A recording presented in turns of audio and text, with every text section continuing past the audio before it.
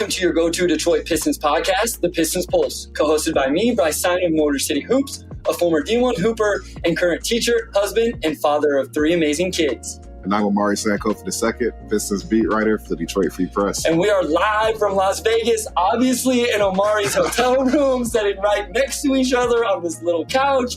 We literally just got back from the gym.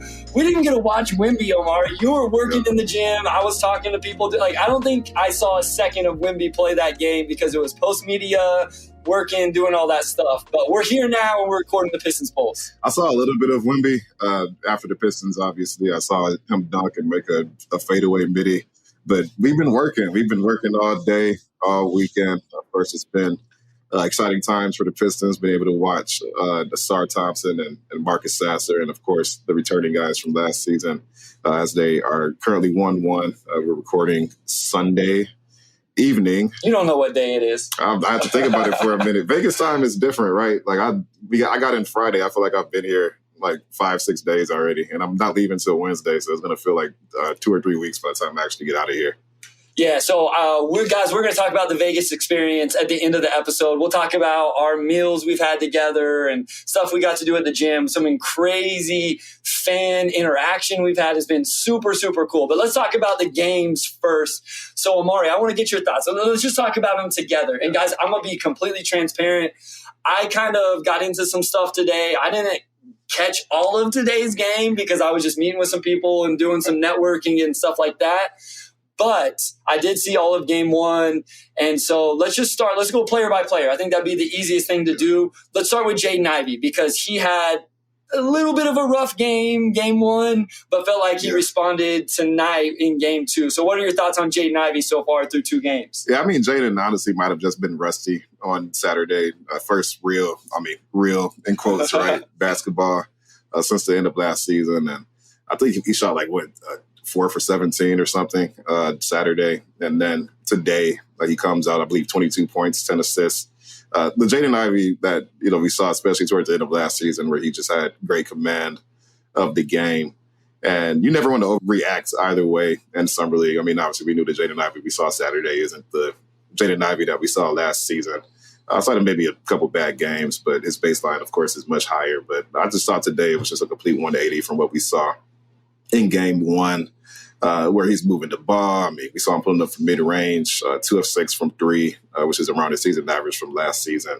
A couple transition opportunities. So just overall really good. And the main thing with Jaden is just when you're a second-year guy, you want to see, if not progress, at least just being one of the best players on the floor. And he was absolutely that today. So no, he didn't have anything to prove per se in Summer League, but to see him come out and really show what he showed last season, I thought was really good for him. I think it was big for him to have a good game today, though, Omari. After that first game and, the 5 of 19, today he's 9 of 15, Omari, and he dishes out 10 assists today. And I think we saw a transition even in game one from the first half to the second half. We talked about that last night is, first half it came out, it looks like I thought he was pressing a little bit. And I think it's one of those things where you come into a game, you feel like you're the best player on the floor, and you just want to show that. You just want everybody to know from the start. And usually that's about scoring the basketball, right? Like you're just going to score the basketball and show everybody how good you are. And for Jaden, it just didn't start out super well, and I thought it snowballed. And then in the second half, I don't know how you thought. I think Saturday night he calmed down in the second half, dish stuff out a little bit more. And I think Coach Jarrett Jack gave us some insight in the post-game interview that maybe Jaden had missed a few days of practices leading up to this, right? I think he mentioned that. So he was struggling to get into things a little bit, but it was good to see him play well today. Yeah, he was definitely pressing on Saturday. I mean, there was a lot of opportunities where he probably could have given the ball up and looked for a better opportunity. And he took a step back 3 or just tried to force something that wasn't there. And, of course, he had 4 turnovers, I think, in the first 6 minutes of the game, which is never how you want to start things off. But again, I mean, we knew the Jaden that we saw on Saturday isn't who Jaden is. We know what he can do. We know what type of player he is. And today, I mean, it is just a complete opposite of where he was on Saturday, where I think he shot 9 for 15. Didn't have as many turnovers. He had 6 turnovers on Saturday. Pistons still had turnover issues as a team, but just a much smoother performance for him, and maybe can take some of the heat off from folks who thought he regressed from last season off of that performance. I will say, and this isn't an overreaction. This is how I feel about Jaden Ivey, Omari. I did think that I think it just shows he's at least not ready to be a point guard right now. And I'm not saying you can't play him as a point guard at all. I think we're going to talk a little bit about what him, Cade, Ausar mean for the ball handling situation in Detroit when we talk about Ausar. Excuse me, guys.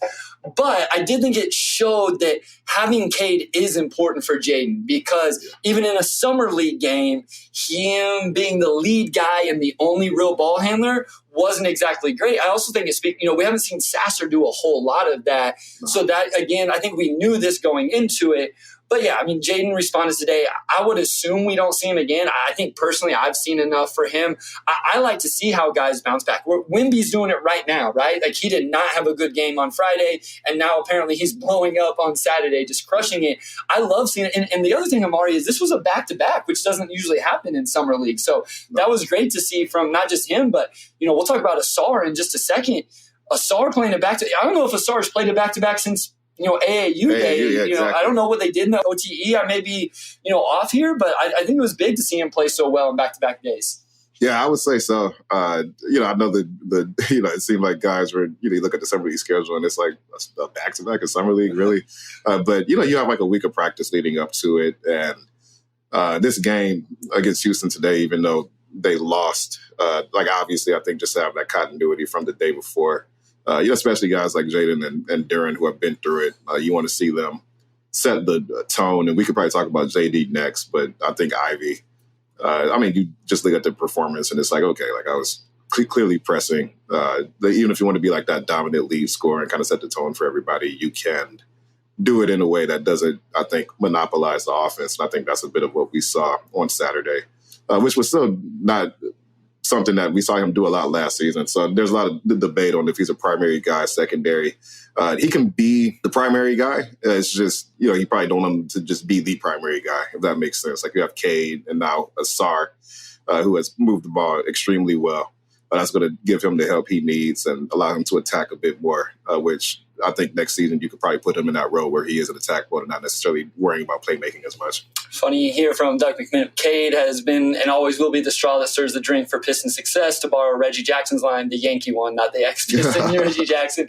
But yeah, and I think that's, it's hard to remember Cade, or it's easy to forget about Cade, however you want to say it, because we haven't seen him play in so long.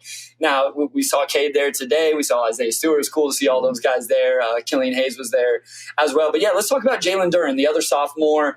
And I think there's some discrepancy here between the fan base on how people feel about what we've seen from Jalen Duren, not necessarily in his production, but kind of how he's going about getting that production right now. Now, we did see him in some ball screen and roll stuff today, caught a lob, but he's doing, I don't want to say ISOs, Omari, but we've seen him put it on the deck a little bit. He made a 3 the other day. I think he made 3 jump shots in yesterday's game.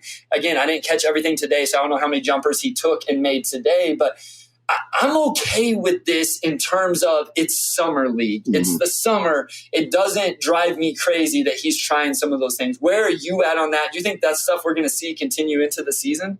Yeah, I would be shocked if we see Jalen Duren taking dribble pull-ups from mid-range during the regular season. But I do think eventually he could become a guy who is able to hit spot-up three-pointers. We've seen that with Isaiah Stewart. We've seen it with Marvin Bagley.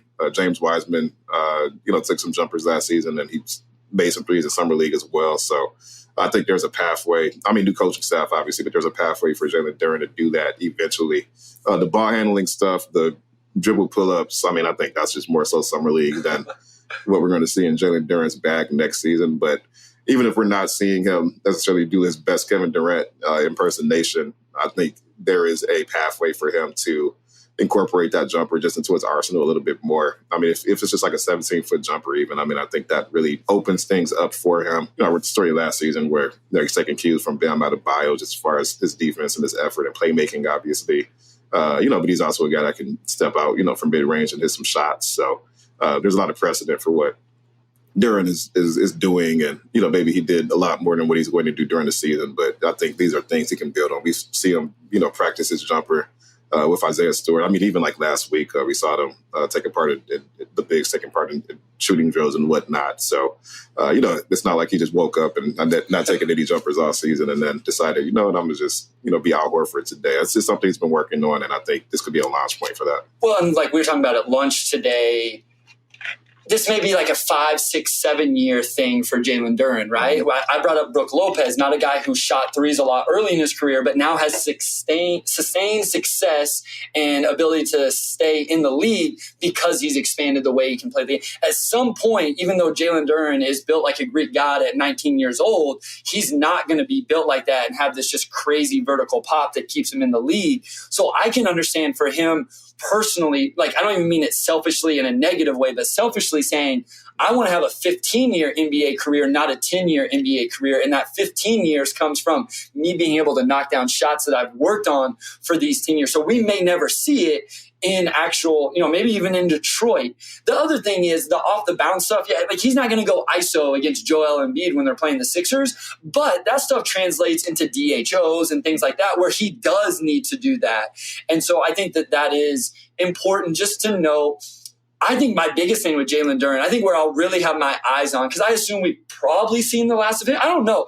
We'll talk a little bit about the rest of this roster at a certain point, because if they shut down Ivy, Duren, and Wiseman, it'll be interesting to see who else plays. But I think it's really on the defensive end, Omari. Yeah. And, today the Pistons give up how many points to the over 100 points to the Rockets. And we will talk about a few of those, 113 to the Rockets. I know they're banging shots, but I think that's where I'd like to see Jalen Duren take the biggest leap as we go into the season is how is he navigating in ball screens? How is he protecting the rim?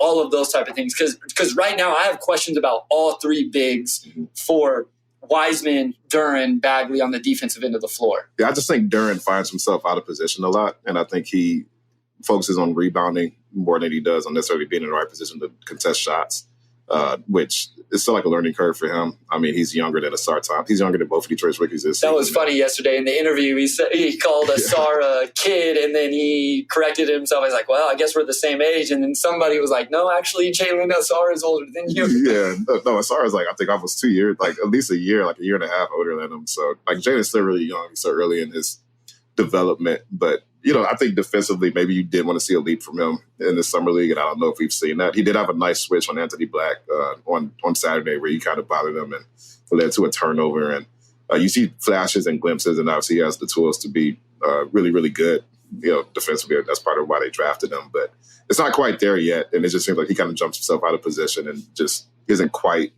aware of the rotations he needs to make quite yet. So there's still a lot of advancement he can do in that area, even though I do think that offensively, even just beyond the shooting, like he led a fast break today where he kicked it to Asar, and then Asar bounces it back behind him to Wiseman. And then, that was nice. You see some like the ball handling flashes, and there's some stuff I think Duren can do offensively that we're seeing that could pay off for him down the road. Like I did think the ball handling looked a little bit better compared to last season. Well, like I said, I think that does play into the DHOs and just the flow of this offense. And this is something that's kind of exciting right now for me, Omari, because we know what Cade can do. I think Ivy looks better when he's playing off of Cade. We're going to talk about Asar. I promise, guys. I know everybody wants to talk about Asar, and both Omari and I have thought he looked really good. Wes and I have talked about this. Wes hasn't got to watch the game yet either, but Wes texted me after last night's game and was like, man, Asar looked really good. It was everything he had hoped to see from him. So we'll talk about, but like they have a real chance to have these guys that really move the ball, play together. The half,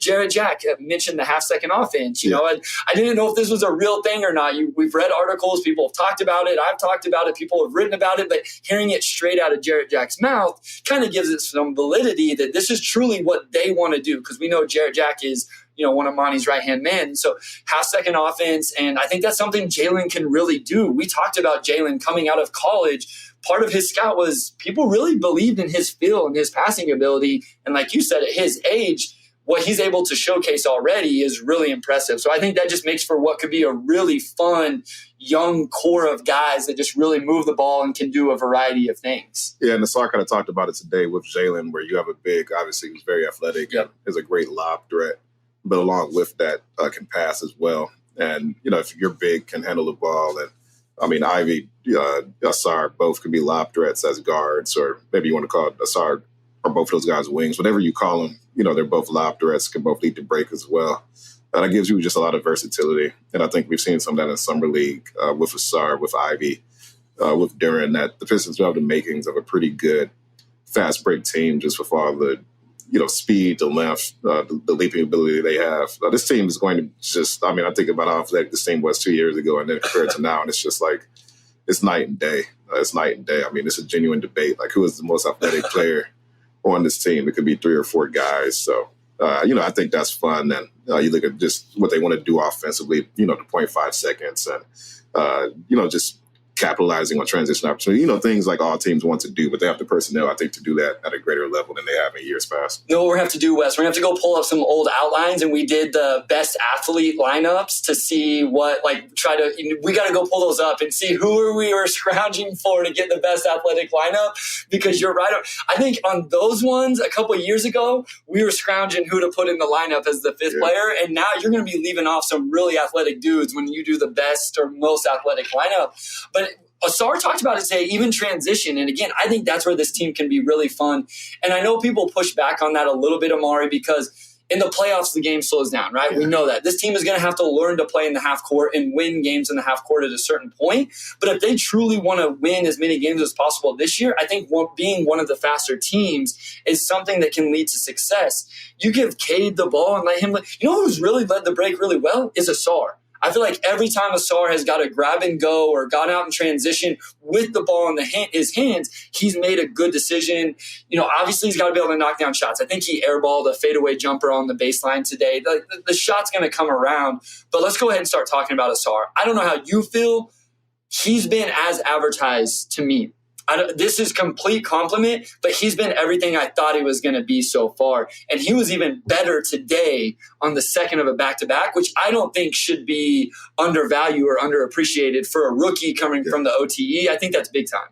No, absolutely. Everything Asar did at OTE, where obviously he's a Swiss Army knife. It was like 16 points, 6 rebounds, 6 assists, good block and steal numbers. I think like 4 total blocks and steals. He was doing everything. And you have a lot of conversation or debate about the transition from that level of basketball to the NBA, and obviously Summer League is somewhere in the middle of those two. But it's like Troy Weaver said, Holly Berry looks good, like in church or at the grocery store or fair or like whatever it was. I'm pretty sure that was it. But quick processing is quick processing, right? And I think we've seen that Asar has a very, I guess I would say, like a holistic approach to the game, where it's not like he's not focused on any given thing. It's just whatever the right play needs to be. Like, that's what he's going to do. And just makes really quick decisions too. Like, I remember game 1, he gets the ball at half court, just immediately whips it to perfectly placed pass to Wiseman to get him a dunk. And then I think Sasser grabbed the defensive rebound later on in that game, and he gets it to Asar. Asar races up the court, finds Roden in the corner and gets him a corner 3. And he's just done a lot of that stuff. He had the bounce pass, after he got it from Duran, he just kind of whips it behind him right to Wiseman and gets him a dunk. And, the blocks and steals, it's like none of the blocks or steals were even, just really, thunderous or, memorable plays. He just kind of does it. And you just look at the stat line. I didn't realize he had 3 blocks, on Saturday until I looked at the stat sheet in the fourth quarter. Wait, he has 3? I remembered a couple of them, but I didn't realize he had 3. I was the same way. And then today, I think he had 2 blocks and he had 3 steals. And it's just he just stacks numbers up. 6 assists. I think he had the highest amount of assists today after Ivy. Just moves the ball really well. I could just talk about his processing endlessly, but he really does process the game quickly, and that's going to really, I think, raise the floor for this team next season. All right, let's go to a short break here, Omari. When we come back, let's keep talking about Asar. I want to talk about his interview, some of the rest of his game, what we can expect, how he's going to fit with this roster. So we're going to go to a short break right here. When we come back, we'll keep talking about the number 5 overall pick, Asar Thompson.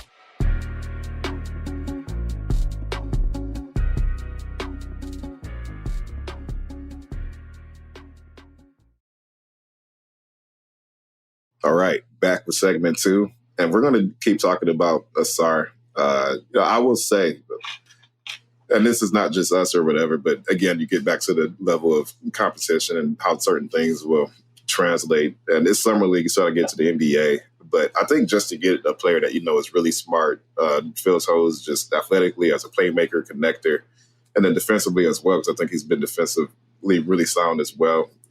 Troy Weaver had the Andre Iguodala comparison. I think that's been pretty apt so far. I think he's really kind of lived up to just what Iggy was, just like as an all-around talent. You talk about the shooting, but we talk about what role will Asar play and what minutes will be there for him, but if he's doing what he's doing now next season, I just don't see how he's not at least the sixth man. Well, that's my thing. Like, he's such a connector, and every team needs a connector, and that's what I've talked to different people here this weekend, and, we don't need to get into the whole Andre Iguodala was a really, really good player, guys. So when we compare Asar to Andre Iguodala, who was a finals MVP on top of all of the other stuff he did, averaged 20 points a game one season with the Sixers, like, this is a huge comp and a really good outcome for a number 5 overall pick. So I just want to make sure everybody understands that. And if you don't agree that about Andre, then this is what we're saying whenever we say Andre Iguodala. That's the type of player we think the Pistons are getting. To me, if Cade and Ivy are what we think they are, Omari, if Jalen Duren turns into what we think Jalen Duren could be, Asar is actually a really good fit to that. I've admitted this on the pod. I kind of misevaluated Asar. I tried to pigeonhole him into this like scoring, bucket getting wing, and that was completely off.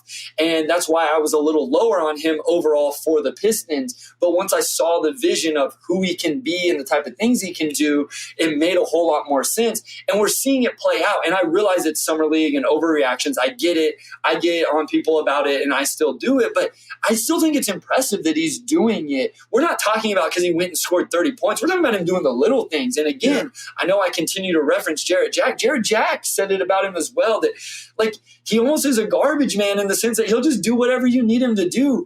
And I'll tell you what, I didn't interview or I didn't ask any questions because I never do, but just listening to the interview today, very humble kid, kind of shy, kind of quiet, but just had this, very just like great, wholesome kid, ready to learn. I know there's a picture going around today. He was talking to Jerry West, I think, after we had all cleared out. Mm-hmm. He just seems like a great kid. All the intel about him and his brother coming out of OTE seems to be true. No, he's really personable and was really thoughtful in his answers and how he talks about the game. And I was present even in his first interview, just where he talked about the game. He really seems like a basketball nerd, really understands how the game is meant to be played. I will say, I think part of the misevaluation, I guess I would say, with Overtime Elite is that Ahmed and Asar had to do everything. They didn't have a choice to not score. So, you compare that to versus maybe if they played for a Duke or a Kansas where you may not even be like the best player on your team, and you may play more of a secondary or even like, or you're like the third best prospect, right? Like maybe you have guys on that team, like maybe you're playing through your big or you have more of a score force guy. And in that scenario, maybe the unselfishness for Asar pops a little bit more. And not that they were selfish in Overtime Elite. I mean, they both averaged around 6 assists a game and moved the ball really well. But Asar had to play more of that scoring role. So I think that maybe his lack of shooting stands out a bit more when teams are playing 3 feet off of him and he has to ball constantly. But in Summer League, we're seeing he is like just folding in to the hierarchy, right? Like he's not trying to be the guy. He's not trying to get his own looks. He's just doing what needs to be done on any given possession. And I think his just moment-to-moment consistency has also been really, really good. So if there's any, I think it's just tough to evaluate him in Overtime Elite where those two guys are the guys and they basically were the face of the league. If they were in college or even overseas and you have a little bit more around you, maybe we would have seen that a bit more, and then this wouldn't be as much of a surprise as it is. Well, and I think what's impressive is, we have to give him credit because what did we all talk about during the evaluation was OT is not high-level competition. OT is not high-level competition. Think about the jump he's having to make then, Omari. You know what I'm saying? Like, we got to give him some love then because we critiqued him or at least said, hey, this is a hard part of our evaluation is he's playing against 18-year-old kids who are just these high school kids, not even the elite. We're not even talking about Montverde kids and stuff like that. And now he's playing against and it's not just rookies, right? We know these other guys like that have been around the league. James Wiseman, for example, has been around the league for 3 years. I know he hasn't played a lot of games. We'll talk about Wiseman in a second, but just saying this has been a big jump for him. And another thing that makes me feel confident about it, Amin played well in the minutes he got. Now, unfortunately, he rolled his ankle, and it sounds like it was a pretty good roll. He was in a walking boot today. So, shout out Amin, and hopefully he heals up and gets back quickly. I know we probably won't see him anymore in Summer League, but this is a big jump for them. And so kudos to him for being able to handle it so well. And I'll just say again, I just think him playing next to Cade and Ivy is really going to be nice. And I think the big thing for him, I'm going to now watch this year, because I kind of bought into what he's going to be offensively, is how good can he be defensively year one? How good is he going to be? Is he going to be able to take these premier matchups and hold up? Is he going to be good off the ball? Because one of my concerns was they had developed some bad habits with their off the ball defense, but I haven't noticed it a ton. I saw a couple in game one. Again, I didn't super focused on game two. So when I watch it back, I'll watch that. But how good can he be defensively this year as a rookie? Yeah, and that's the thing. I mean, you could throw a rookie into the fire and say, hey, go defend LeBron or, go defend Tatum or whoever. And, most people are going to struggle with that, let alone a 20-year-old rookie. But that is what they envision him eventually doing and becoming as he gets deeper into his career. And he will get some of those opportunities, I think, because he has the tools. He's 6'6", 7-foot wingspan, which gives you the ability to defend 1 through 4, or if Grant Williams is at center, probably 1 through 5, just depending on the matchup. And he's got the tools. He's got the instincts. You don't just look into getting he's probably at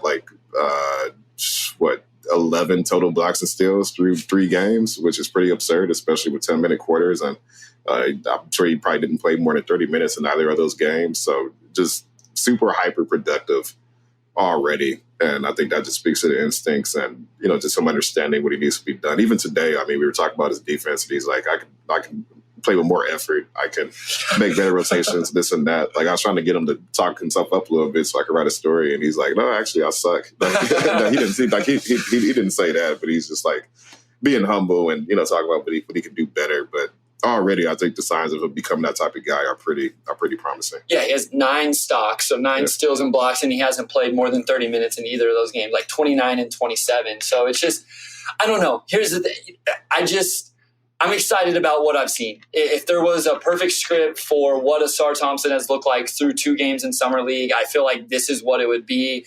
I think some people maybe be like, oh, yeah, we'd like to see him knock down threes. So I shouldn't say perfect script. I said, this is really, really good to see for me, because I didn't expect him to come in and bang 4 or 5 threes. I guess that would be the perfect, right? If he was banging threes and the shot just looked crazy good, that's probably the perfect script. But I think it's looked really good.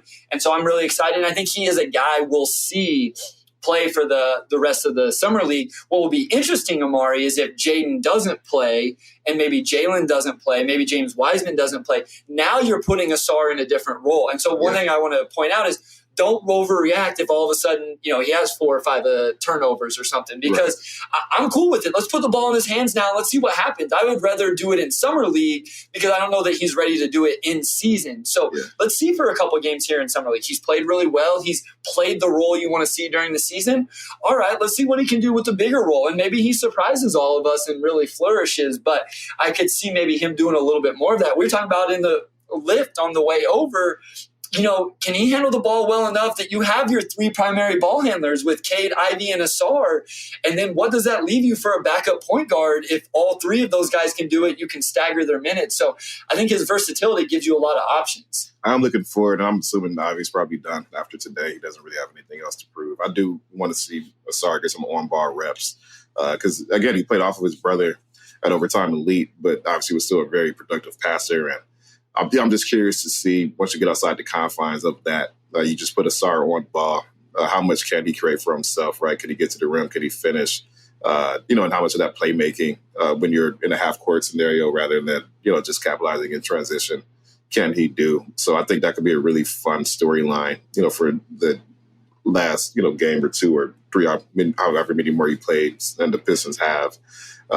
Just from a developmental standpoint, because if he could do those on-ball reps, then that probably kind of changes your evaluation of him as a player in general. It changes your evaluation of, Detroit's roster and, this and that. Obviously, the way it's shaped now, he's probably more of a 3, but I do think there's a chance he could be 1 through 3, whatever lineup you need, he can do that.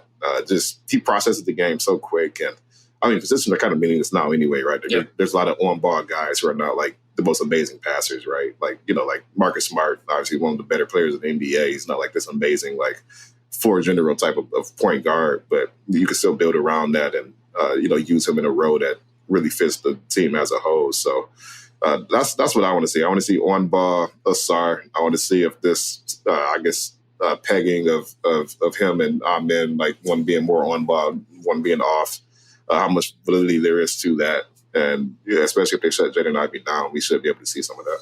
Yeah, like I said, and here's the thing, guys. It's 2 summer league games, and we all love the Andre Iguodala comp, but I've talked to a couple people this weekend as well. It's like, I think there's a lot of guys you could comp to Andre Iguodala, and they don't turn into Andre Iguodala. Yeah. So, I think there's a real fine line with these guys. And of course, if Asar develops a jumper, things change a little bit, but what keeps him from eventually just being Evan Turner, and Evan Turner had a 10-year NBA career or something like that. But there is that outcome as well where that's not great value at number 5 in the top. Evan Turner was the number 2 pick, and I don't think anybody would think he's returned number 2 pick value. And so I don't even know if I can pinpoint what is the specific thing that keeps somebody in that archetype from being Andre Iguodala compared to Evan Turner. You know what I mean?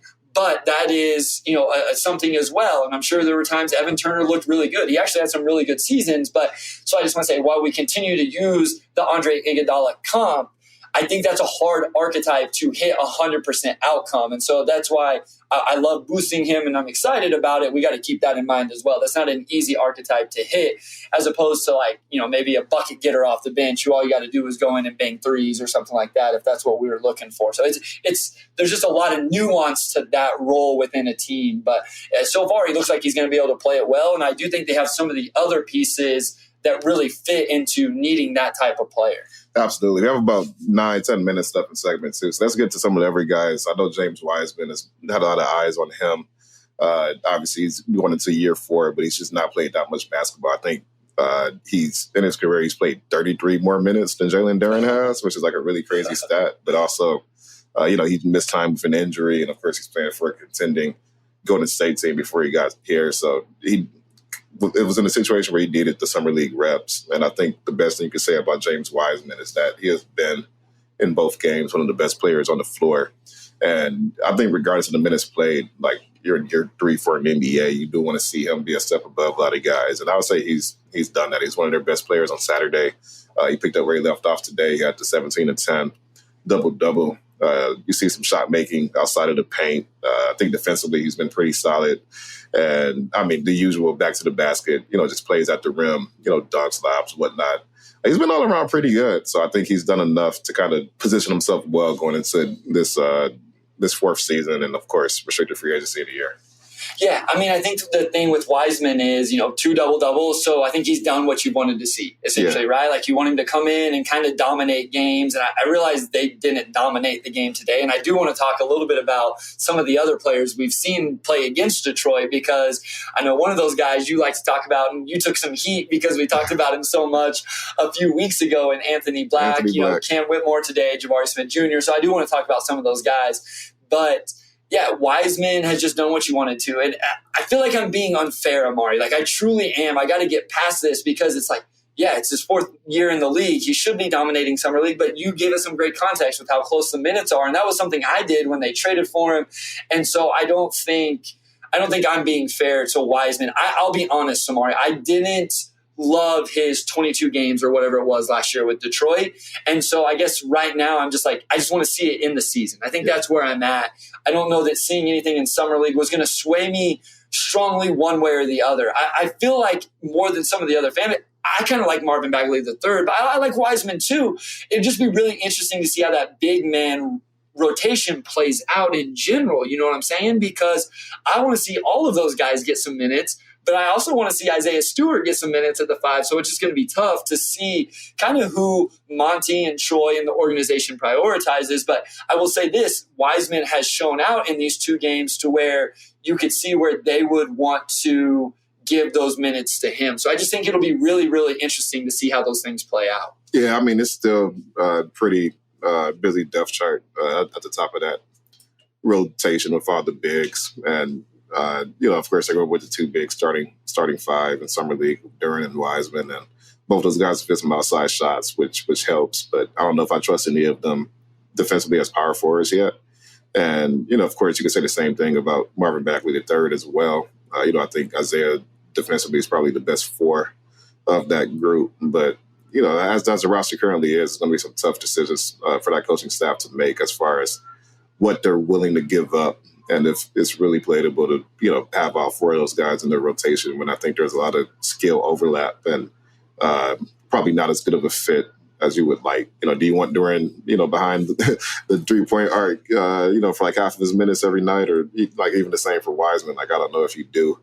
But I would just say I think Wiseman's just been solid in Summer League and hasn't had a truly dominant game. But, I think you would probably worry a little bit if you saw him like really struggle or look like the moment was too big for him. He had a really nice pass to Duran today. Like, that's the small stuff you want to see. Yeah. Where he's like keeping his head up. He's like aware, like making those types of plays and trying to fit into the overall flow of the offense. Because I also thought that the team didn't necessarily do him any favors last year with just shutting a lot of the key guys on the roster down. And, he's trying to, and it just put him in a position where he has to do probably a lot more than he needed to as well, which just out of fairness to him. So this has been a good environment for him, and I think he's fared pretty well. And I just want to mention real quick, Isaiah Livers hasn't been playing here in Summer League. I think it's been reported just personal issues with Isaiah. And so, he hasn't played any game. I was hoping we would see him play. Obviously, I don't know if he'll eventually come out or not. I don't think we haven't seen him around while we've been out here and around the team before, after games. So we'll have to see. What will be interesting to me, Omari, is if Wiseman's done and Duran's done, well, we're going to see some young bigs on this Pistons roster the rest of the Summer League. Jack Nunn, Tosan, who was the Exhibit 10 undrafted free agent. So, we'll get to see some of those guys. Obviously, Tosan's not a 5, but just at the 4. So we'll see some of those guys play. Let's talk about Marcus Sasser before we get into anybody else. And then we can talk about, Roden and some of those guys. Sasser, I thought, had a really good game yesterday. Today, I feel like he didn't pop quite as much, had 3 points. But I liked what I saw yesterday with him, and I just think he's one of those guys that's going to get after it defensively. I think the shot making is going to be real. Essentially, kind of like what we've said with Asar, but with Sasser, I think he's going to be what we thought he was going to be. Yeah, I think some of the 3-point shot making we've seen from him has been good. He had a couple movement threes on Saturday. I don't know. I think the one today might have been a movement 3 too, actually. Okay. Like defensively, I think he's been pretty active. I read a story ran today, actually, where I talked to his former coaches and teammates at Houston just about what kind of stood out about him.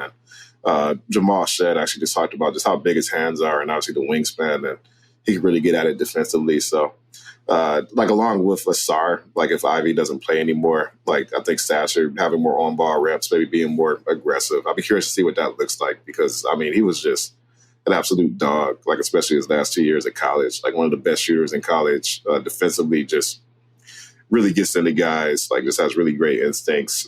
And despite being 6'1", 6'7" wingspan, the big hands, like I said, he's just got a lot going for him on that end of the floor. So would be very curious to see just how he fares, just with more responsibility. Yeah, and so I think we'll see more of Jared Roden. We're going to see more Amude.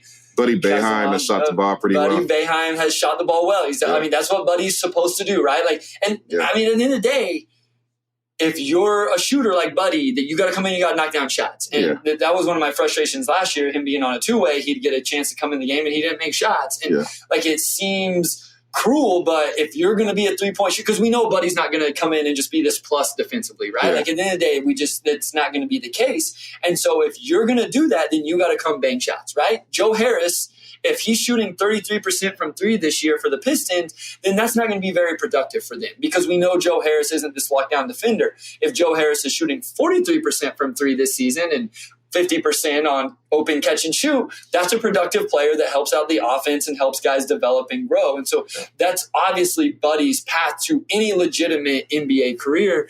And props to him. He's got his chance. It's not easy to sit on the bench all game, Omari, and then come in cold. And I'll tell you this, guy, these gyms have been packed for these Summer League games. There's real crowds. And I think that adds an element to what these guys are playing against. These Wemby games are insane. We can talk more about this after the break, but he's not just knocking down shots in an empty gym is what I'm saying. Both of these games have been in Thomas and Mack in the big gym out here in Vegas. And so props to him. Again, I think Rodin has been okay. And Mudiay Kazawan has got some major minutes and played some stretches. I think Kiefer Sykes had a little bit of time. And like I said, we're going to get to see some of these other guys. I think Simpson played a little bit today, if I remember right. So these guys are going to get some more time as we go throughout this, and we'll get a chance to really evaluate them and see, can they make a two-way the G League roster play for the Motor City Cruise this season. Yeah, there's some intriguing guys on this roster. I'm looking forward to watching Tucson, just being a big 6'8" playmaking wing who was really good for the Princeton team last season that made the Sweet 16. So they've got some intriguing guys, and we'll definitely be watching these next two games closely. They have a couple of days off, but they'll be back Wednesday. So next week we'll get to the rest of the roster and kind of what we saw from those games. So we're going to go ahead and go to our final break. And in segment 3, we will just talk the weekend, Summer League, been kicking it all week. So it's been fun. So we'll just get into the fun part of it. Yep. Well, right after this short break, we'll get into just Vegas and what we've experienced, some of the spots we've eaten at, how Summer League's been. Everybody listening right now, watching right now, we appreciate you. We know it's like almost 11 o'clock back east, so we appreciate you guys tuning in. And we got some ratings, some reviews to talk about, Omari. We got some fun stories. We'll do all that right here.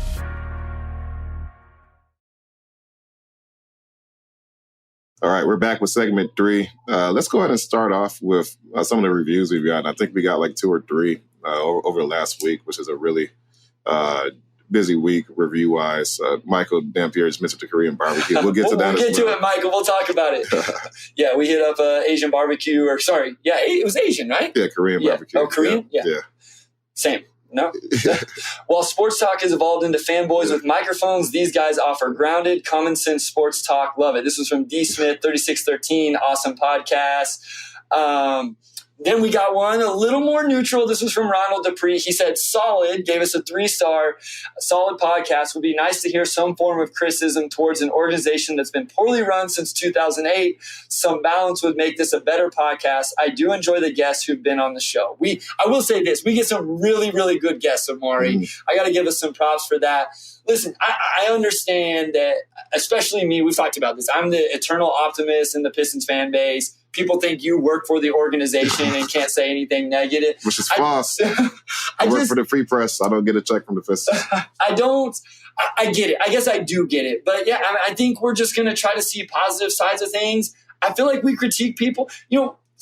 However long, 9 months ago, we were getting crushed because we didn't have Jaden Ivey's points per game at 20 per game in the preseason, Yeah. So I don't know. I feel like we give our honest opinions on it. I don't feel like I'm ever trying to sugarcoat things or keep it positive. And I'll tell you this, we know who listens to the podcast, and we know, and it's like, yeah, we could play it that way, but we don't. I feel very confident saying that the takes I give, the opinions, the analysis I get is how I truly feel about things. Yeah, same. I know, folks are frustrated because they had cap space. And, I think you go through a cycle where you talk about cap space. And people are like, why are we going to spend it? We're going to do all this stuff. And, and then they just make a couple trades. And it's kind of like, your parents are loaded and they just bought you socks and underwear for Christmas. And you're like, I guess you don't really love me, huh? Does that really happen? Do people really get socks and underwear for Christmas and that's it? That hasn't happened. Maybe. Wes says yes. Wes, you've had this experience? Wes is shaking his head. Yes. Wes probably was being a bad kid. And they just no, that's actually a good gift. I actually like getting socks now. I always need socks. I lose socks a lot. So that's how it changes, right? Yeah. You get to I'm way older than you, but you get to we'll get to the Rockets head coach stuff here in just a little bit. So this is from Johnny 2054. Excellent podcast. So we're at 181 ratings on Apple, guys. Thank you. So let's get to 200 here as soon as we can. Almost 250 on Spotify. Again, YouTube, give it a like, follow, subscribe, however YouTube works. We appreciate all that. He says, 20-year-old Pistons fan from Oklahoma here. So 20, I love that people are letting us know how old they are now because we talked about the age. Said, love the front office insight from Omari as well as the fan perspective from Bryce. 2 high-level ball knowers that are a joy to listen to. Keep up the good work. I appreciate a listener from Oklahoma. Obviously, I live in Kansas, as most of you guys know. Sometimes that's a shock to people. But again, guys, we always appreciate these. And then one last one. This was actually from Threads, which Omari is not on. Just want everybody to know that. But Motor City Hoops is.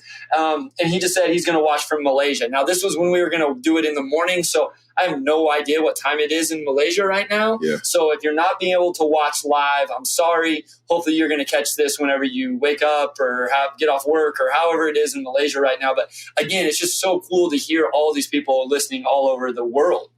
No, for sure. I mean, there are Pistons fans everywhere. Like, they're truly a global team. The first NBA is a global game. A shout out to Jack Kelly, who's here in Summer League, all the way from Australia. And he said it took him 24 hours to get here, but that's just the dedication for fans all over the world, right? You know, to come in and celebrate this great sport. So thank you for watching for Malaysia. Sorry you couldn't watch this episode, but of course we'll record every week, so there will be plenty of opportunities. And we record all different times a day, so hopefully we'll get one just like the perfect time for our Malaysian fans to sit down and watch. That's one of the coolest things about these lives, Omari, is, we're not saying, hey, every Sunday at this time. We're just like today we changed it from the first thing this morning or yesterday or whatever. We changed it from 10 a.m. this morning to whatever time it is right now. And so people still tune in. We appreciate it. And I'll say one of the coolest experiences, and I know this is a little different than what we usually do, guys, but, we're out in Vegas at Summer League, so we're going to talk about this stuff a little bit. So if you're not into it, we get it. Tune back in next week. We'll be talking ball like always, but we're going to take a chance here for 10 minutes to talk about this stuff. And there are people who are here specifically for the food takes, too. So this is like the highlight of the episode for them. Like, they've been waiting 45 minutes through all the ball talk to get through like the food takes. So, I said we talked to somebody today that was like, "Oh, I'm interested in this stuff. I'm gonna have to go listen to the food takes." But one of the coolest things, Omari, 2 or 3 times in the last 2 days, I've been walking in the stands and people have yelled out my name to tell me that they listen to the pod. I mean, I'm a nobody around, and like people recognize the pod, they recognize us, they listen, they appreciate it. It's legit one of the coolest things. Last night I was walking out to go home and somebody's like, "Bryce, what's up?" And so I went around, said what's up, introduced myself, talked to him. His buddy was there for the bachelor party, all of that stuff. We took a picture. Like it was so cool. Today I was standing up on just in the mezzanine or whatever, somebody walks up and just says, "Hey, Bryce Simon?" I was like, "Yeah." He's like, "Big fan of the Pistons polls." People reached out. I got to connect with so many people. Met Jack in person. You had already met Jack. I hadn't met Jack. It's just really, really cool, Omari. I couldn't ever imagine we'd get to this. Me and Wes grinded through a lot of episodes where nobody was listening and nobody cared. And now we have more listeners right now than some of our episodes used to get total. That's what I'll say. And so it's just really cool to now people recognize us walking around the gym. Yeah, it's like being a writer and reporter. A lot of times you just do the job, you forget that people like read your stuff. And now I'm doing the same thing with the pod, where it's like I just sit down and talk, hoops for an hour with Bryce and Wes every week, and then you find out people listen to it. They're like, "Hey, I listen to the pod." I get recognized from the pod more than like from my writing, which is crazy. But Bryce, you have a pretty distinctive voice, so you probably just like talking. People are like, "Oh, like that's Bryce." Because you look just like the Houston Rockets head coach, and then there's also a guy, the Pistons assistants too. Yeah, like all 3 of y'all could be triplets. So maybe there was a few other ones where they mistake them for you. So it was like 3 people. It could have been like 8 or 9. How funny would it be if the Pistons assistant coach, somebody came up like, "Oh, you're Bryce Simon from the Pistons Pulse." Like, "No, I'm the assistant coach of the Detroit Pistons. What are you talking?" Like, who's Bryce? No, he's actually like, "Oh, thank you for mistaking me for Bryce. He's a great guy." No, it's been really cool. It's been an awesome experience. And yeah, so Friday night, I don't know what day it is. You really do lose track of it. Friday night? Was that our first night? Yeah, I got in Friday. We both got in Friday. Yeah, so Friday after the games, we try to get an Uber.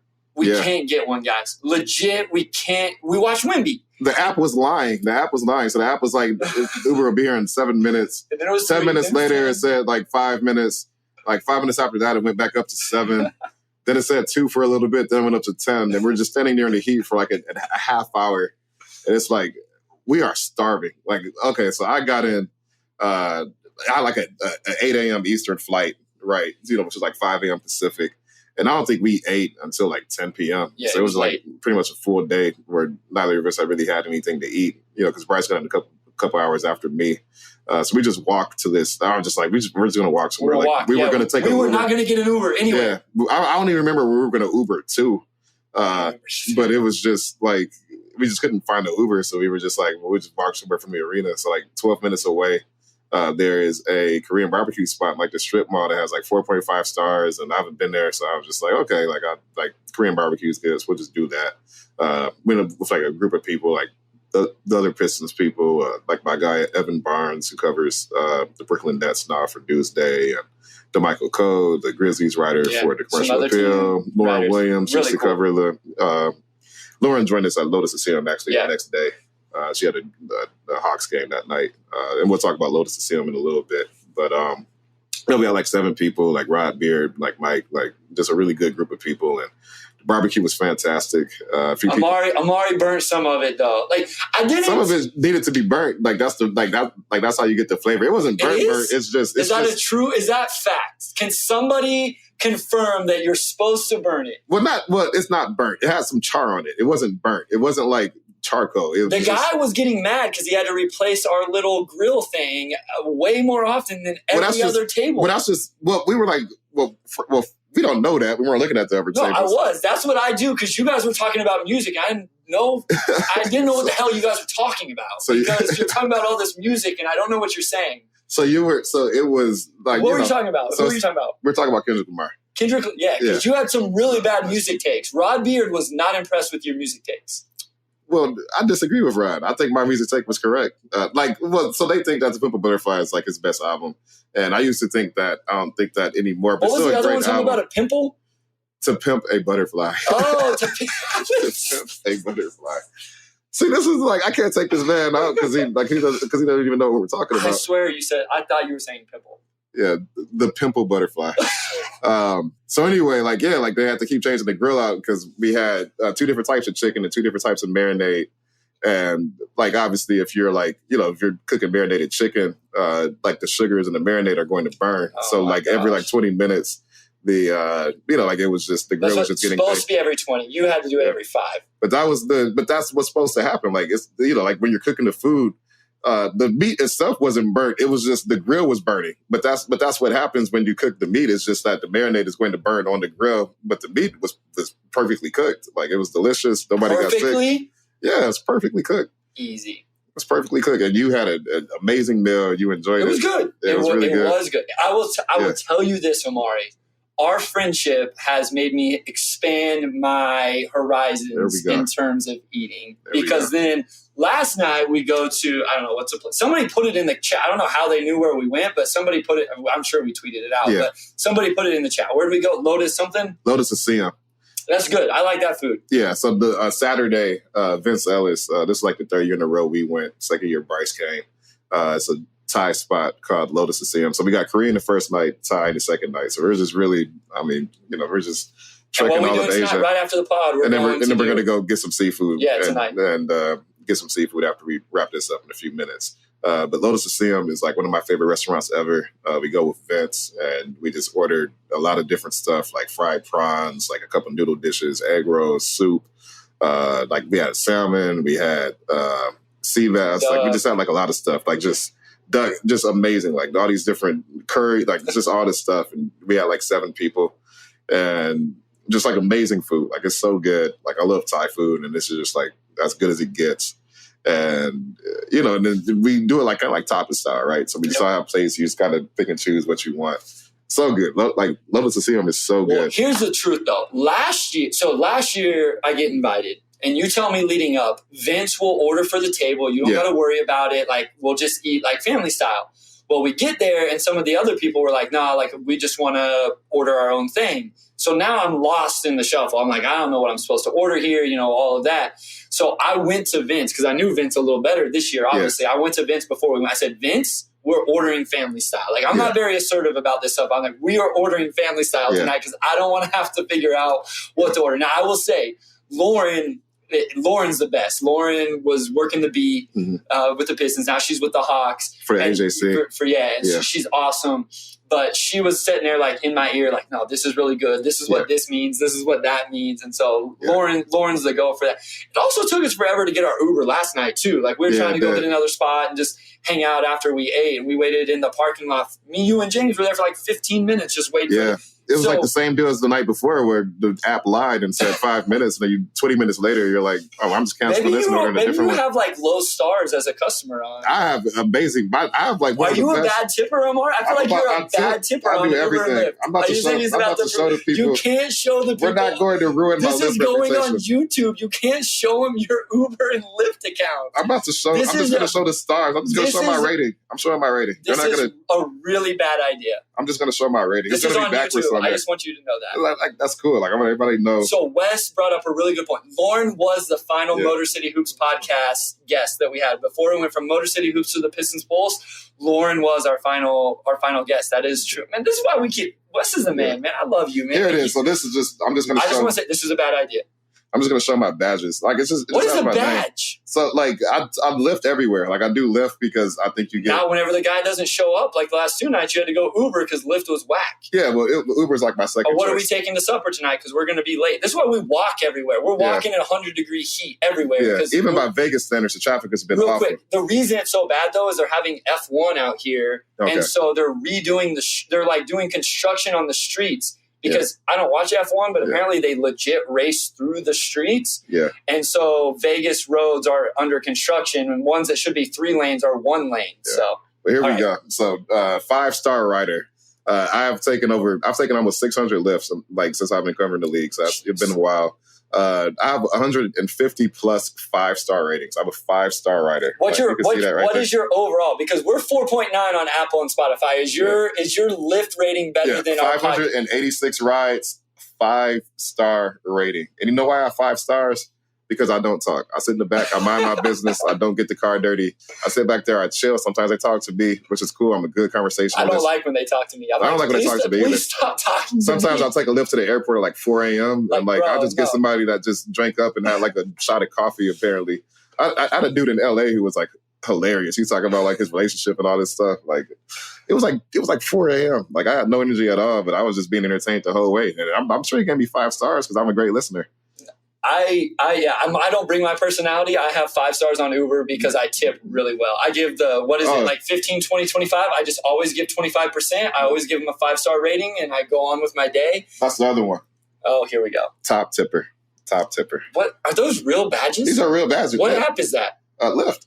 Okay, well, if you're 5-star tipper and rider or whatever it is, why don't our Lyft show up on time? Because we're of the traffic. Late to supper. I guarantee we're late to supper. Because of the drivers.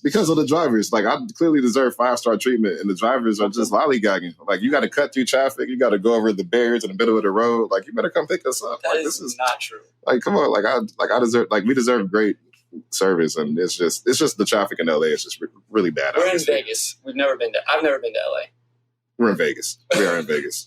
I just see hot in this palm tree. So I will say this, guys. I'm going to switch you. Summer League is crazy this year. Yeah. Like the last 2 years, I feel like the crowds weren't that insane. It wasn't that bad. This year, it's insane. Like the crowds, the media. I mean, usually it dies. Even like after the first game today was crazy. Yeah. You can't. If you guys have been out here, so there's Thomas and Mack, and then there's the Cox Pavilion is connected right there. You used to be able to just walk into Cox Pavilion and almost sit anywhere you want. Now there's lines because they'll stop you. They like actually won't let you in until other people leave. And it's like, obviously you have media. I get media credentials as well. It'll be packed. It's turned into a spectacle. And I didn't go to NBA Con. I don't think you did either. So I don't know if that was why or whatever, but this thing is blowing up. Also, the little spear thing. Yeah. That thing is crazy. I think it's stupid. What? Personally. Oh, my God. It's a waste of electricity. It's like this giant spear. I'm sure you've seen it on Twitter because everybody tweeted it. I'm not tweeting it. I'm not going to give it the free advertising. I tried to tweet it, cool. But I couldn't get – they had a glare on it, and I couldn't get it. No, it's cool. Like, it could become, like, all these different things. Like, I think, like, they've been advertising Summer League on it, and I think at one point it looked like an actual basketball. Like, it's really cool. Like, technology-wise, it's really cool. But somebody said they spent $2 billion on it. And that's stupid. Like, nobody needed that. Vegas has enough lights. You didn't need this giant globe. It's just, and everybody tweets it and gives you free advertising. It's this great thing. It's dumb. It's smart. Like it's smart, but it's dumb. All right. Anything else about Vegas? What else have we done? Well, we ate at Shaq's spot today. Yeah, mediocre. Okay. Mediocre. We actually had somebody walk up to our table. I don't know why he picked us and said, let Shaq know that this wasn't very good. Yeah, I was like, if I see Shaq, I'll just tap him on the shoulder and say, hey, your chicken sandwich spot is... It was fine. I got like the basic sandwich because I've been like trying to eat like somewhat healthier. And he has like a lot of toppings on it. So you get like a mac and cheese chicken sandwich or like buffalo, this and that. I just got the basic chicken sandwich because to me, if the chicken is good, you can just get a couple pickles in there, some sauce and be fine. And it was all right. It was all right. Knockoff Chick-fil-A. Yeah, like it was fine. It was fine. But double the price. But double the price. But it's still like $8 for a chicken sandwich in Vegas. It's still like pretty good. That's true. That's facts because some of the other stuff we've had to spend money on is ridiculous. So yeah, the only thing I would say it's called Big Chicken Sandwich, but it was barely bigger than a Chick-fil-A sandwich. Like Shaq's chicken chain called Big Chicken Sandwich. It should be like this massive chicken sandwich. It was not a massive sandwich. Like I'm pretty hungry, man. We're gonna go eat in a little bit because that's all I had to eat today. I'm starving, bro. That's the last time I ate too. Yeah, I'm starving too. But good food adventures. Bryce can say it. Like all the spots I recommended were fantastic. So I'll put that in my back pocket. Yeah, he's been okay. Okay, I'll take it. It's been good. My wife has been doing Vegas stuff. She went to Kevin Hart last night. She's at some show today. I haven't seen her. Nobody has. I hope she's alive. Like, I hope nobody had, like, somebody don't have her phone and just text me to, like, make me feel comfortable because I haven't seen her since we got here. So hopefully she shows up to the airport tomorrow whenever we're supposed to hop on the plane and go back and see our kids. So it's been awesome.